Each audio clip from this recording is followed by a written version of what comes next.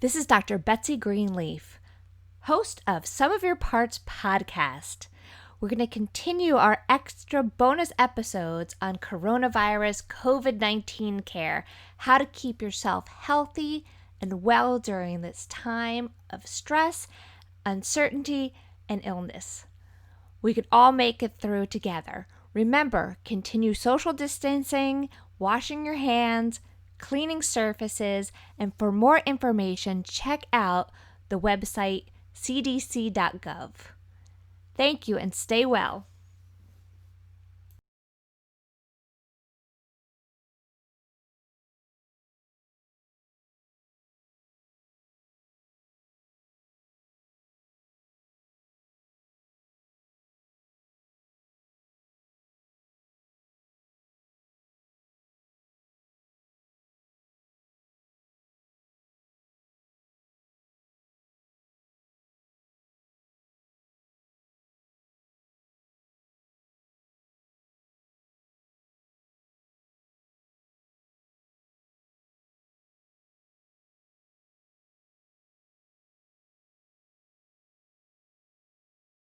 So I'd like to welcome with me today Dr. Shelly Sethi. Thank you for being with us today.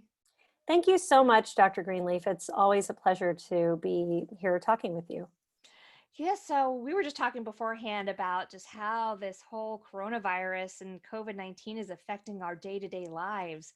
And, how are you guys handling it out there? Because it hasn't gotten to you as much as over in the metropolitan New York, New Jersey area. So, Yeah, so currently, I'm in Texas, and at this moment in time, we haven't seen a surge in cases, but we do have over a few hundred. And so it's certainly something that, the models are predicting we're going to be seeing the same type of surge that you guys are having up there currently in the next 14 to 21 days. And so it's on all of our minds. I mean, of course, we're all distancing ourselves socially. Most of us are home with our kids. Our city does have a stay in, a shelter in place rule.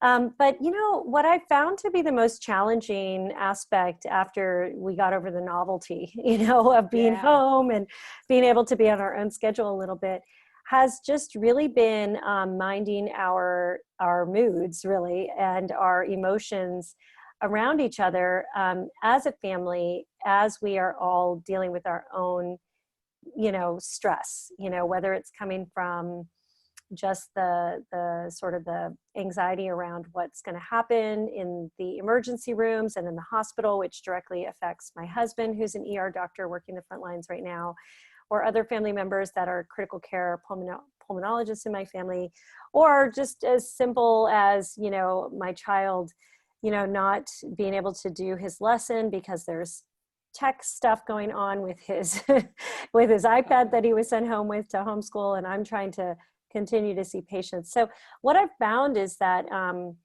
we've had to implement breaks of time throughout the day as a family into our schedules, or sometimes it's just me and the kids because my husband's off at work, where we just do some mindfulness or do a short practice of meditation or even just get outside in nature.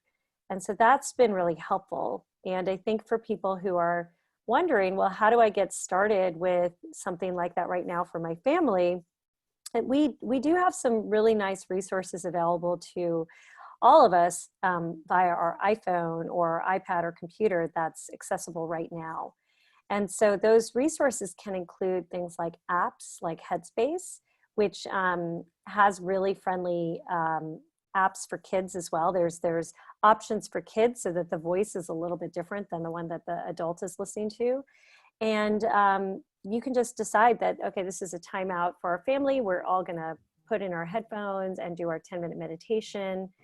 Or you can do one together as a family and just play it on a speaker and everyone sit for 10 minutes.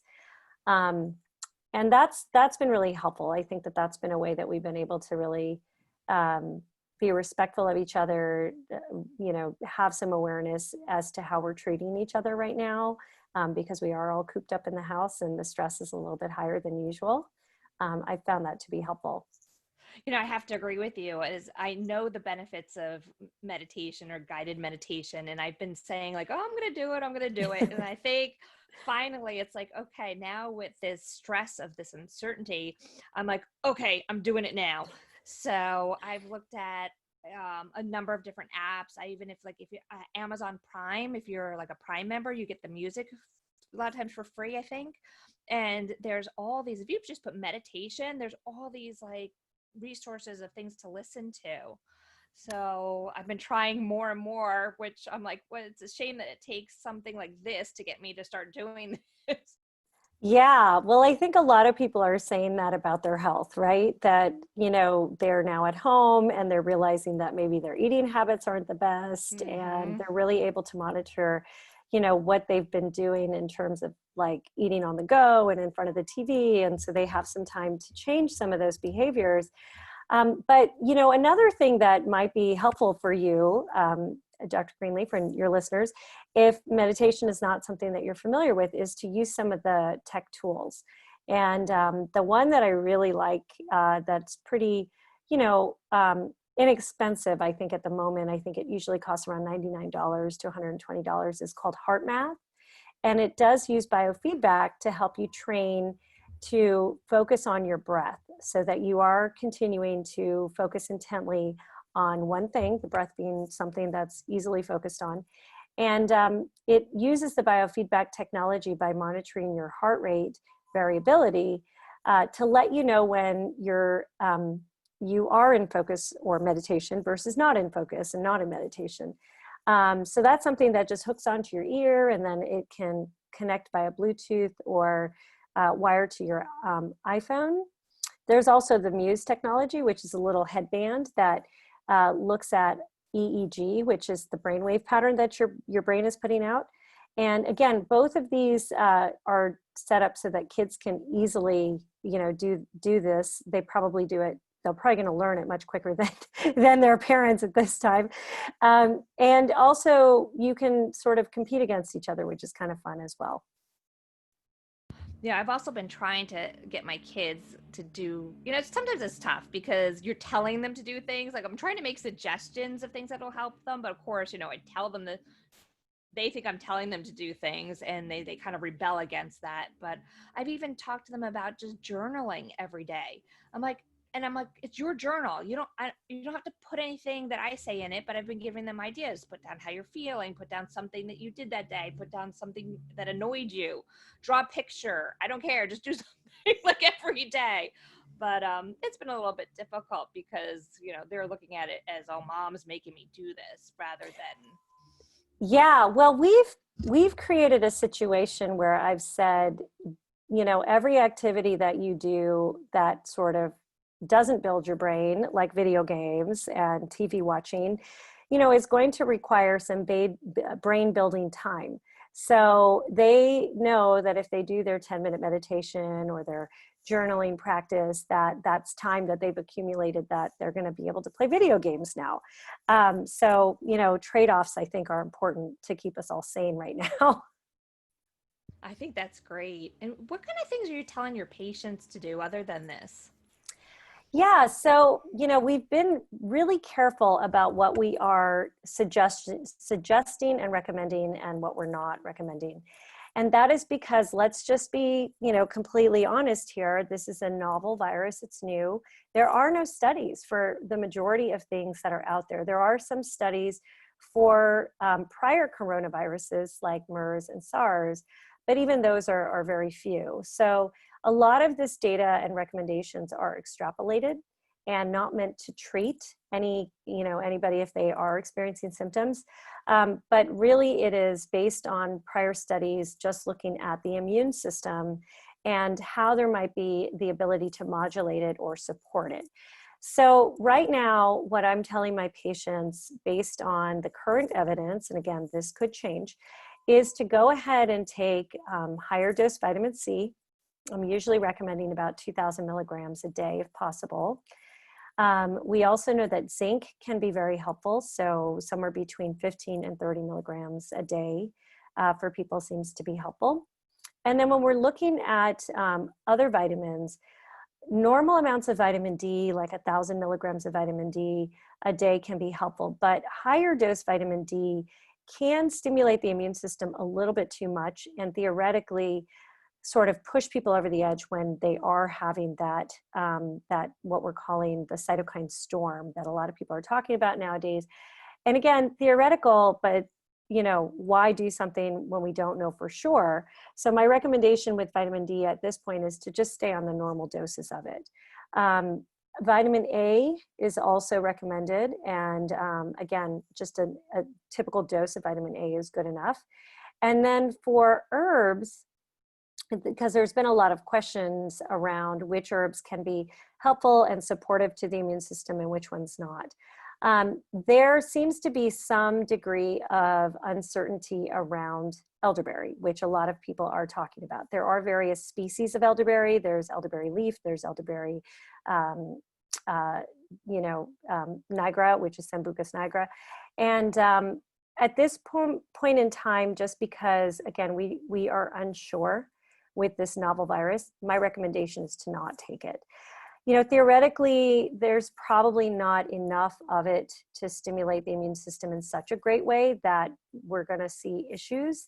But I don't know that the benefit really outweighs the potential for harm here with this, which is how I usually approach most natural recommendations. We always look at, benefit versus potential for harm. So I'm not recommending that at the moment. People have asked me about Echinacea golden seal.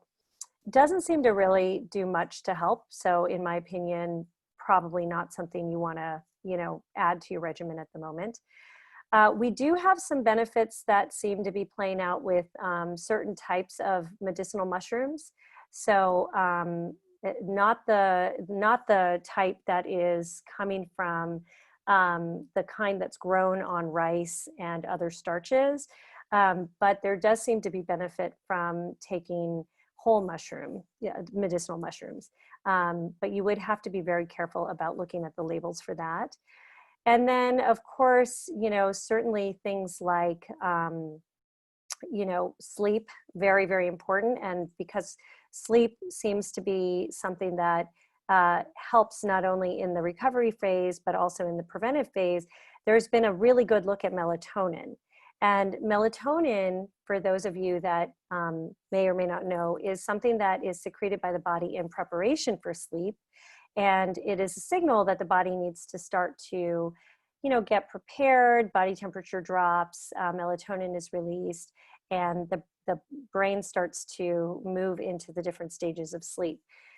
What we think is happening with this particular virus right now is that melatonin is necessary to help kind of prevent the virus from entry into the cell. And so this may be the explanation for why we are seeing younger children and younger people have less of an infectivity rate. It might be that because they do have elevated and higher amounts of melatonin compared to adults. As we get older, we make less and less of it and secrete less and less of it. So we naturally just have less of it circulating. And so the thought right now is that melatonin appears to be protective. That might be why the younger children and adults are not getting as infected and as ill when they do get infected. And that it could be protective for people at this moment in time to go ahead and start taking melatonin. Recommended about 1 to 3 milligrams. There are a lot of people talking about higher doses, 10 to 20 milligrams. While we have some studies for those higher doses in the use with cancer treatment and Lyme disease, we don't have any studies yet for it in coronavirus or COVID. And to be honest, a lot of people may not be able to tolerate those high doses.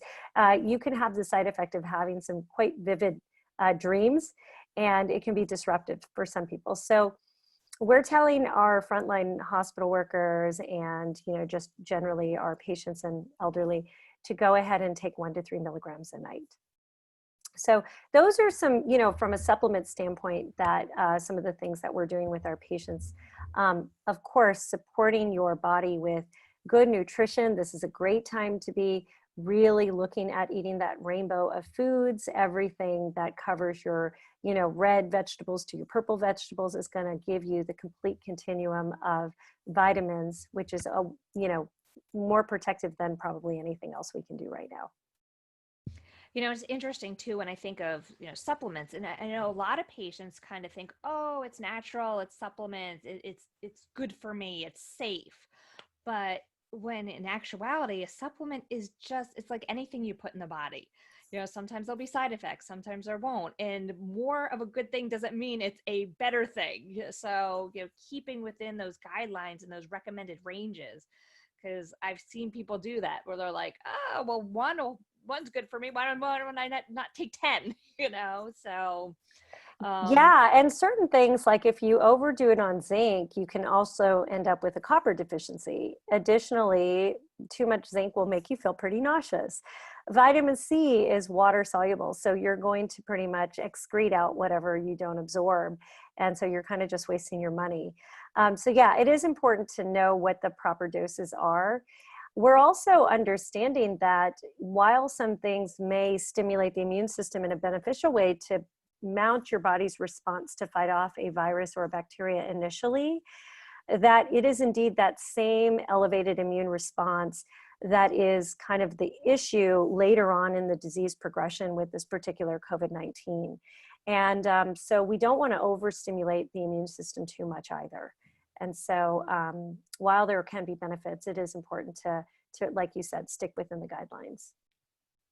yeah. So, the other thing that I've heard, and there's so much information out there, is, I get concerned about the older patients. I mean, my parents are in their 70s. I mean, there's tons. I mean, we got all the baby boomers that are out there that fall into that age range. And then you see things like they're thinking that certain heart medication, blood pressure medications may increase their risk of this infection or effects of the virus. Have you come across anything in particular? Because what I've seen is they're like, okay, yes, we think that these these ACE2 inhibitors and these certain blockers are not great, but they're saying don't go off them. So I think it's a confusing message that we're getting. Yes, and I think the reason the message is confusing is because, again, it's hard to, the data that we're collecting is literally coming out of, countries like China and Italy and probably New York at this point. And so things are changing very rapidly. And about 2 weeks ago, we were told that ACE inhibitors could be a problem, that you should really consider switching to a beta blocker or an ARB, which is another type of blood pressure medication. But then again, you can't do that, like you said, without guidance from your cardiologist or your family doctor or internist, whoever's managing your medication. Because it would be more dangerous to walk around with high blood pressure and get this, illness than to be on the ACE inhibitor, to be honest. I think that where it stands right now, there was a study that was just published in Lancet, I want to say last week, is that there could indeed theoretically be a mechanism by which ACE inhibitors can increase in certain populations the risk for something called ARDS, which is the lung failure that's one of the causes for people that are ending up in a situation where they have to go on the ventilator or in the ICU with this COVID-19. And what I would recommend is to go ahead and call your doctor and to discuss it. In my opinion, I think that when we're talking about complex patients with diabetes and hypertension and cardiovascular disease, again, it's always a cost benefit ratio or a risk benefit ratio that has to be looked at, because somebody might be maxed out on some of those other blood pressure medications, and that ACE inhibitor is the thing that is really keeping their heart, going in their blood pressure in the normal range. And so to take them off of that, you may not have another option, to give them. So again, something to definitely discuss and bring up with your primary care doctor, internist, or cardiologist. We definitely did so with my parents as well. And for one of them, it was recommended to switch to off of her ACE inhibitor, and for the other, it was just recommended to stay. So it's going to depend. I think, being in that age group, it's even more scary because, you just keep hearing all these statistics about, oh, it's going to be worse for people over a certain age. Is there something that specifically that people of the older generation can be doing for themselves to protect themselves even further than what we all are doing? So with the elderly population, it's been very interesting because what we've been seeing is that the infectivity rate there is really between 8 and 10%. So they are listening, they're staying home. And if you stay home and you limit your contact, you're not going to get exposed. And so that's a great thing. We are seeing that the rates between the 20-year-olds and 40-year-olds are the highest. So, young people need to stay home, if not for yourself, then for everyone you love that's older than you. And the other things that, of course, can be done with our elderly population is to make sure that they are optimizing sleep, eating nutritious food, and of course, connecting in with their family members as often as possible. I think that I've seen online that there are even like adopt a grandma type services set up for our elderly population that are in nursing homes or in isolated situations. And I think that the more that we can reach out and kind of support all of these populations, everywhere is going to really be a benefit to them and ourselves. But those supplements that I recommended are also fine for that population to take. The majority of what I talked about with the vitamins are not going to really interfere with most medications. So that should be fine to do as well.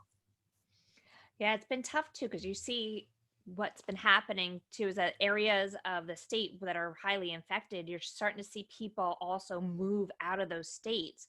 And I know Florida has a very high population of elderly, and people are going down to their like vacation homes in Florida when really the problem is every time all of us move, we're just bringing it elsewhere because we could be like non-symptomatic carriers of it. Like, and that's what they think. Like the majority of us will probably get just a cold, and there may be some people that might have it and it just don't realize that just because you feel well, there's a possibility you could be giving it to other people. So if you are going someplace, try to stay within your own family unit, not to have too much contact with the other people. Yeah, So I've seen that as well. My in-laws are they're in the Villages in Florida, and yeah. so it's been interesting because they're coming down there in droves from New York and New Jersey, and they're being asked to self-quarantine for 14 days.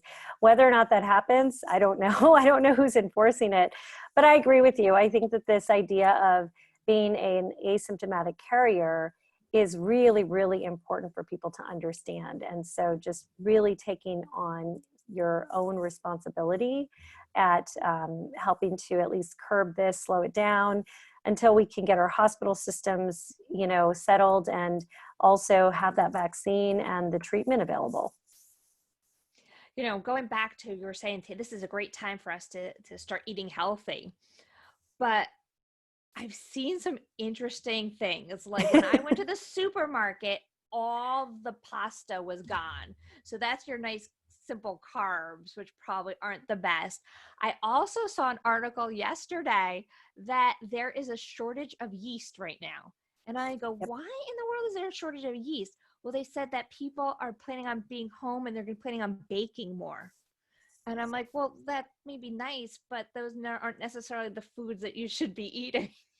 Yeah, apparently heavy cream and flour and now yeast, I guess, were like the new toilet paper, right? Yeah, yeah, yeah. um, Yeah, I agree. I was really shocked when I started preparing about 5 weeks ago because we are in the healthcare profession. My husband does work in the ER, and I knew at some point we would probably need to quarantine ourselves. And, early on, I started noticing that the canned food was gone, the boxed food, which makes sense, but a lot of things that, aren't necessarily things that, like, don't eat things you wouldn't normally eat. You don't need to eat Hormel chili, out of a can and pasta every day if that's not normally how you eat. There's plenty of fresh produce. Um, we were just in the store probably 2 weeks ago was the last time I was in the store. Fresh produce galore, but everything frozen and canned gone. It's really simple to take fresh produce and cut it up and freeze it. Just cut it up and then you've got it there. And just keep buying that. There's a lot of farm to home delivery services. I am on the board of the Sustainable Food Center here in Austin, which is a very large association that runs two farmers markets. Our farmers markets are still open, of course, with social distancing practices in place, but they do provide food for people who are on food stamps and government services. And they actually now all of that is, they can get even more quantity of fresh fruits and vegetables. But you know, I think you're absolutely right that it's been interesting. I think the novelty is, oh, we're all home, let's make dessert, let's make more bread, let's, you know, do something fun and have pasta today. But I think very quickly we're going to start to see people putting on that, you know, what they're calling the COVID-19, right? Yes, The extra yes. pounds. Yeah. And so, yeah, I would urge you all to be mindful of, you know, really taking this time to think about goals that you've set for yourself for health that maybe were inaccessible to you before because you were too busy. And now you have an opportunity to maybe implement, you know, slowly. I mean, we really are looking at this for another 30 to 60 days. You know, it is interesting because I know better, but I'm a stress eater, and I found myself making excuses like I'm home. You know, first of all, I'm home in sweatpants. That's, I think, the number one thing, that everybody's in sweatpants. You know, for us that are on Zoom, I call it like the new mullet, because we're nice on top, but we're like relaxed on the bottom. You know, but but you know, there is that tendency to want to go reach for the comfort foods, which may be the carbohydrate.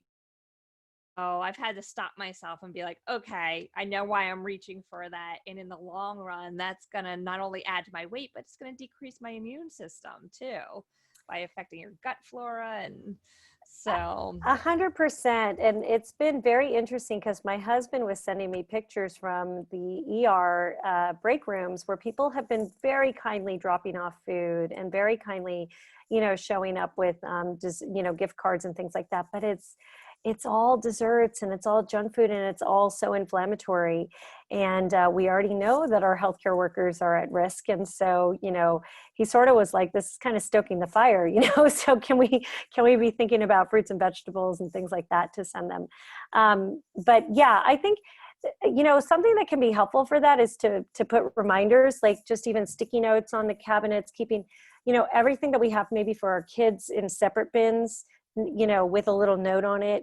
It's not that the note is necessarily going to stop you, but it will create just a moment of that mindfulness, like, oh yeah, okay, hold on, the automatic. And so anything that you can do to sort of break up what's automatic for you is going to be really helpful right now. And yeah, just keep the healthier snacks more available, you know, nuts, cut up fruits and vegetables available with hummus and things like that in your fridge, so that you know, I have also found myself eating more than I usually do just because it's there and I'm home. But you know, we try to keep healthier snacks available. I also think if this had to happen, this is probably the best time of year for something like this to happen, because we're coming into the spring. I'm in New Jersey, so you're in Texas. It's probably a lot warmer in Texas than it is here in New Jersey. But this is a great time to start learning how to garden if you don't already garden. You know, in years past, I haven't had enough time to garden. This year, I'm like, I'm getting stuff ready. I'm like, this is great. We'll get that going. So, I think that's lovely. Yeah, I was reading that a lot of seeds are starting to sell out because people are gardening. There are also the home gardens, like the micro greens that you can make, the little yes. kits that you can keep in your kitchen, and herbs. And these are great science projects to do with your kids. So yeah, I agree. And I think getting back to probably the things that we did, you know, 100 years ago before the Industrial Revolution is one of the positive things that can come out of this. I heard somebody use a terminology that I haven't heard in years, but they talked about victory gardens. So victory gardens were small gardens that people used, like they actually had during wartime, so that you could kind of supplement your food, um, your food supply. So that's another good thing, you know. And nothing's better than freshly grown food right out of your own garden. So if you're able to do that, there's tons of resources online. And I've even seen some resources on, you know, if you live in a city, there's ways to grow things in your windowsill.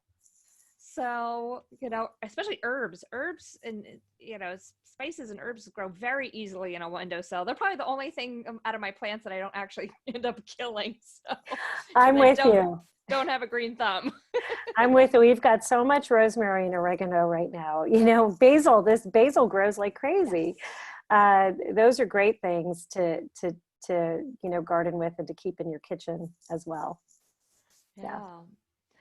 So, and I agree. I like the idea too that these are great science projects. So the kids that are stuck home, or not in school, this is something, get them involved, and they can actually start working on, kind of caring for and growing these gardens. Yeah, and I've noticed, we did I want to say it was a year ago, we did a little garden. We had a little red pepper plant and we only grew one pepper off that plant. But the kids, like, they don't eat red peppers, but because we grew this red pepper plant, they wanted to all cut up this red pepper. And so we divided this thing into fours. And of course, they were like, this is the most delicious red pepper we've ever had, So I think it is a good way to introduce vegetables to your kids if they are, picky about those things as well. And I think the gardening thing is a nice kind of benign habit. I have seen also, just out of curiosity, I'd always wanted to have chickens. And one of the jokes was, my husband was like, well, you can have chickens once you have time for chickens. And I'm like, well, look at this. I'm going to be home for the next couple of months.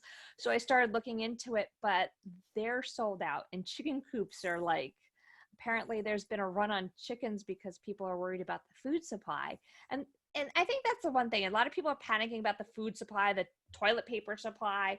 It's not that this stuff isn't going to be there. It's just that there was just a run on them. And so the demand increased with the amount that was in the market. You were going to see those supplies being replaced because, Absolutely, absolutely. And yeah, again, just being involved with the organization that does work with the farmers, direct to the community and direct to the stores and restaurants, they're working full force. There is plenty of fresh food available. And at least in Austin, where we are, the farms are still doing, you can book a tour and go to the farm and actually, obviously socially distanced, but it's a nice outing for your family. And then you can come home with a big basket of fresh foods and eggs and things like that.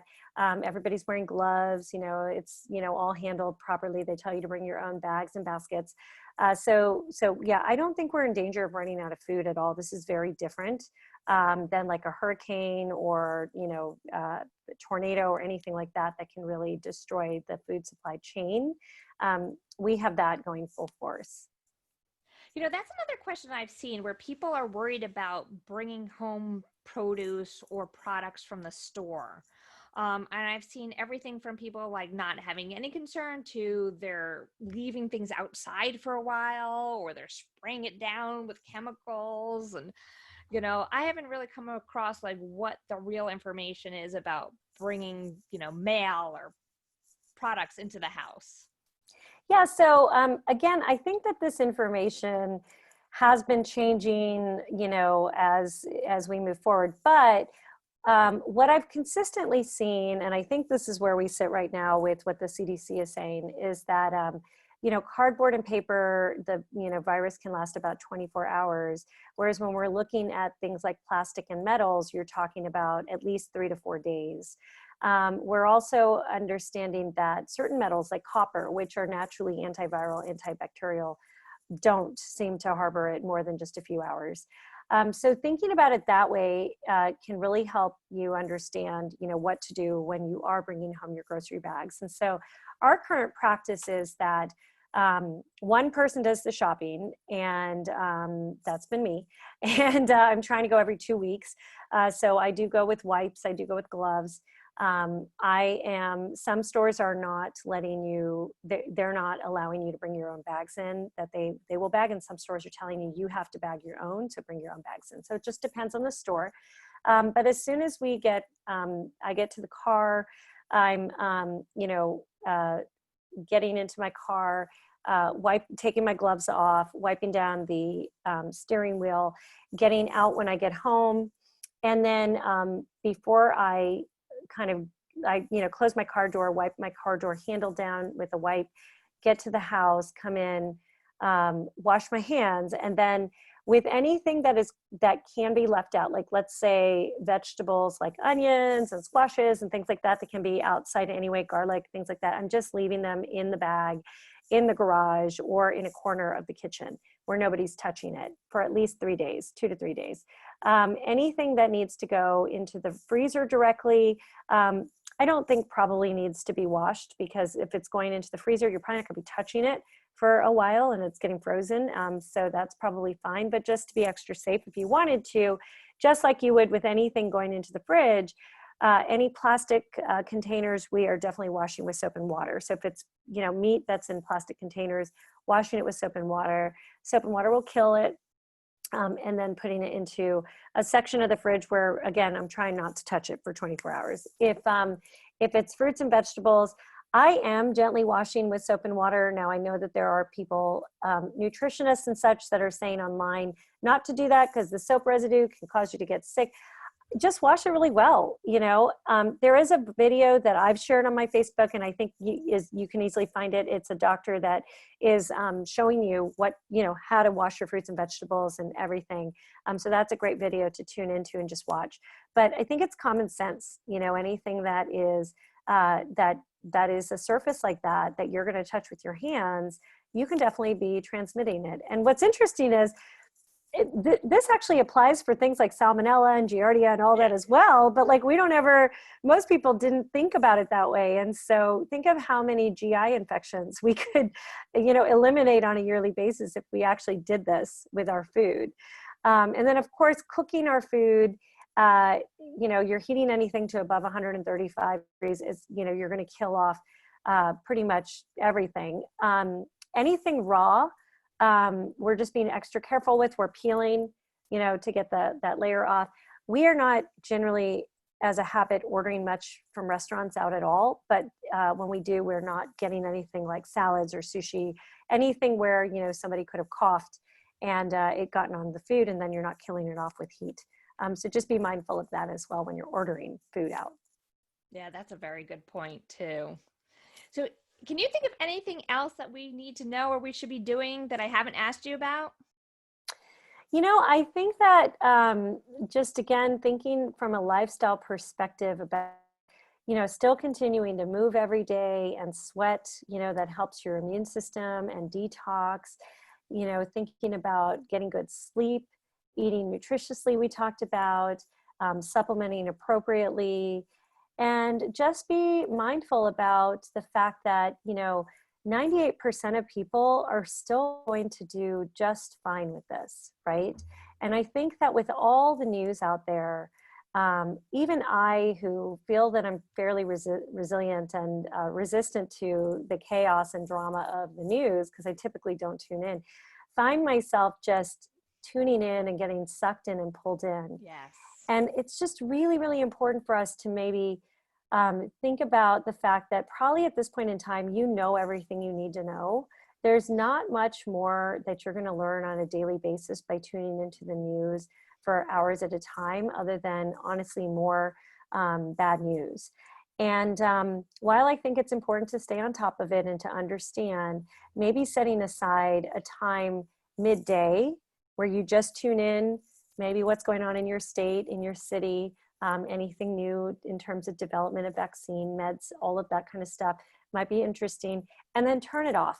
Definitely don't do it before bedtime. Definitely don't do it first thing in the morning. Our mindset has a lot to do with our ability to fight infections and toxins that we come across on a day-to-day basis.